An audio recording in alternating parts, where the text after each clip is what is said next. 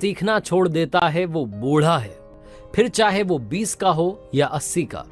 और जो इंसान सीखता चला जाता है वो हमेशा जवान है, फिर चाहे वो 20 का हो या 80 का। मेरा नाम है आरजे कार्तिक। आप देखना शुरू कर चुके हैं एक नई कहानी, और आज की कहानी एक ऐसे व्यक्ति की जो अपने आप को तीरंदाजी में सर्वश्रेष्ठ मानने लगा था। उस लड़के को लगता था कि वो कोई सा भी निशाना हो उसे भेद सकता है, उसके बराबर का तीरंदाज पूरे राज्य में नहीं है। हालांकि लोग उससे कहते थे कि आपसे भी अच्छा एक तीरंदाज है, और हमेशा उसे एग्जाम्पल देते थे कि हमारे राज्य के जो सेनापति थे, जो अब रिटायर हो चुके हैं, संन्यास ले चुके हैं, जंगलों में रहते हैं, वो तुमसे अच्छे तीरंदाज हैं। लेकिन वो हमेशा उनको इग्नोर मारता था। वो जहाँ कहीं भी जाता था लोगों को बुलाता था कि आ जाओ मेरे साथ में कंपटीशन करो, और वो मतलब होता है ना बुलजाई, लगातार बुलजाई मारता था। एक दिन उसे लगा कि मैंने सबको तो हरा दिया, अब मुझे उनके पास भी जाना चाहिए जिनको लोग बेस्ट कहते हैं, सर्वश्रेष्ठ कहते हैं, जो पहाड़ों में रहते हैं। कठिन रास्ता था, उसे पार करके पहुंचा ऊपर पहाड़ पर। झोपड़ी बना करके वो सेनापति रह रहे थे। एक वक्त में महान सेनापति थे, लेकिन अब उन्होंने रिटायरमेंट ले लिया था, संन्यास ले चुके थे, सन्यासी बन गए थे, अपनी जिंदगी के आखिरी पड़ाव पे थे। ये लड़का वहां पहुंचा और जाकर के उनको प्रणाम किया और कहने लगा कि मैंने सुना है कि आप हमारे राज्य के महान सेनापति हैं। मैंने तो आपके वो युद्ध वगैरह देखे नहीं है, लेकिन आपके बारे में सुना काफी है, और आज मैं यहाँ आपको चुनौती देने के लिए आया हूँ, चैलेंज देने के लिए आया हूँ। आपको पता है मैंने तीरंदाजी सीख ली है, मैं ऐसे ऐसे निशानों को भेद देता हूँ जिनके बारे में कोई सोच नहीं सकता। आओ मैं आपको अपनी कला का प्रदर्शन करके दिखाता हूँ। उसने जो निशाना था वो साध के दिखाया, बुलजाई मारी। उसके बाद में जो दूसरा तीर छोड़ा वो उस पहले वाली तीर को भेदता हुआ निकल गया। वो जो सेनापति थे, जो सन्यासी बन चुके थे, मंद मंद मुस्कुरा रहे थे। उन्होंने कहा ठीक है, बहुत अच्छा कर रहे हो। अच्छा एक काम करते हैं, तुम यहाँ चुनौती लेकर के आओ, मैं तुम्हें एक और चुनौती देता हूं और उससे मालूम चलेगा कि कौन सबसे अच्छा है। लड़का और कॉन्फिडेंट था, उसने कहा ठीक है सर, आ जाइए, बताइए कहाँ चल रहा है। तो उन बाबा के पीछे वो चलने लगा। वो सेनापति जो सन्यासी बन चुके थे पहाड़ के एकदम कोने पर पहुंच गए।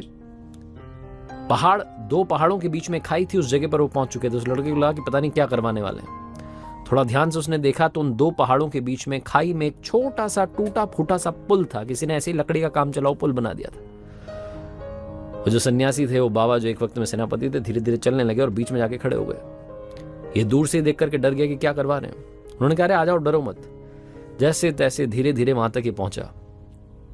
उसके बाद उन्होंने कहा कि यहां होगी वो असली परीक्षा। उन्होंने अपना धनुष लिया, तीर छोड़ा और जाकर के तीर सीधा सामने एक पहाड़ के तने पर जाकर के लगा। उसके बाद उन्होंने इस लड़के को धनुष दिया, तीर दिया और बोले कि सुनो, वो जो तीर लगाया उसको तुम्हें भेदना है। अगर तुमने कमाल कर दिया तो तुम असली चैंपियन हो, तुम सर्वश्रेष्ठ हो। लड़के ने धनुष लिया, निशाना तो लगाया, लेकिन पता नहीं वो कहां जाकर के तीर गया, दिखाई नहीं। बुरे तरीके से वो चूक गया। माफी मांगने लगा कि मुझे माफ कर दीजिए, अभी मुझे बहुत कुछ सीखना बाकी है। जब ये वापस उस पुल से पहाड़ की तरफ आए, सेफ जगह पर पहुंच गए, तो वो जो सेनापति थे, जो सन्यासी बन चुके थे, उन्होंने कहा कि सुनो बेटा, तुमने धनुष और तीर पर तो कंट्रोल करना सीख लिया है, लेकिन मन पर कंट्रोल नहीं है। जिस दिन मन पर कंट्रोल करना सीख लोगे, उस दिन चाहे जैसी सिचुएशन हो, तुम्हारा निशाना चूकेगा नहीं। और एक बात ध्यान रखना, जिंदगी में याद रखना, सीखते चलना। सीखते रहोगे तो जवान रहोगे, सीखना बंद कर दोगे तो बूढ़े बन जाओगे। छोटी सी कहानी हम सब के लिए एक बहुत बड़ा मैसेज देती है, बहुत बड़ी बात सिखाती है कि जिंदगी में कई बार हम सोचते हैं कि अब तो मैंने पा लिया ना जो पाना था। हम सीखना छोड़ देते हैं और जहां थे वहीं अटक के रह जाते हैं। अगर आप लाख रुपया कमा रहे हैं तो लाख रुपए पे अटक के रह जाते हैं, 10,000 कमा रहे हैं तो 10,000 पे अटक के रह जाते हैं, 50,000 कमा रहे हैं 50,000 पे अटक के रह जाते हैं। क्या आप वहां तक पहुंच सकते हैं जहां तक कोई नहीं पहुंचा? उसके बारे में सोचना बंद कर देते हैं, क्योंकि हमें लगता है कि हमें सब कुछ आ गया। तो ये सब कुछ आ गया, ये सोचना बंद कीजिए और सीखते चलिए, क्योंकि सीखने की कोई उम्र नहीं होती, सीखने की कोई सीमा नहीं होती। एक बार फिर से कहूंगा, ऊपर वाले के आशीर्वाद के साथ, अपनी सच्ची मेहनत के साथ और अपनों के प्यार के साथ कर